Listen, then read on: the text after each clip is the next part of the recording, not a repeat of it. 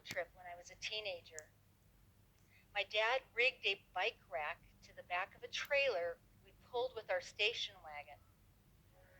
Somewhere in Arizona on a highway, we had a car come alongside us, honking madly and motioning for us to pull over. We learned that our bikes had fallen off, and they'd been run over by a Greyhound bus. So one of the bikes was repairable, so when we got to Santa Fe, New Mexico, we went to a repair shop.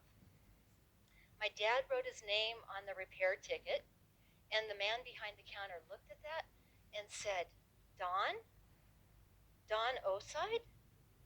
You and I are cousins. This surprised me so much, and it got me thinking, if I'm related to this random guy, who else am I related to? Look around you. How closely might you be related to the other people in this room?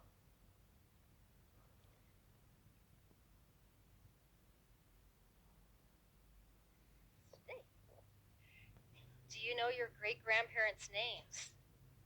You have 8 of them. I bet you don't know their names. You can see that it doesn't take many generations for us to lose all connection to our past and what we share. Imagine in a few generations that you too may be forgotten.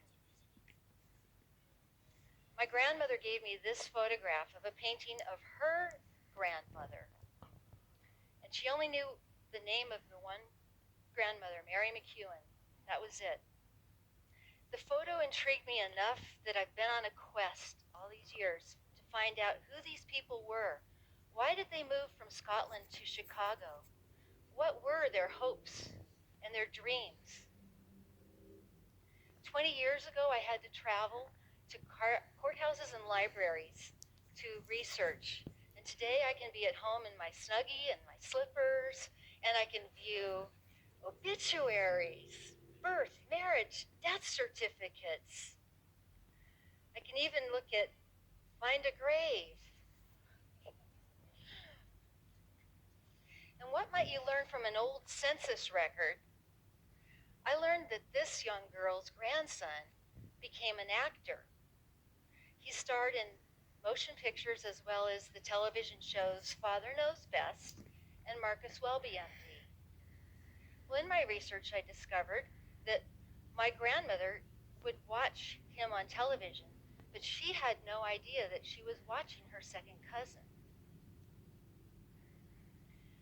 Our connections can be even closer than that. Steve Jobs later learned that the owner of a restaurant where he'd eaten several times, a man with whom he had shaken hands, was his birth father. And our connections can be even closer than that. But the most exciting thing is our DNA, and it's opening up a whole new world for us of finding our lost connections.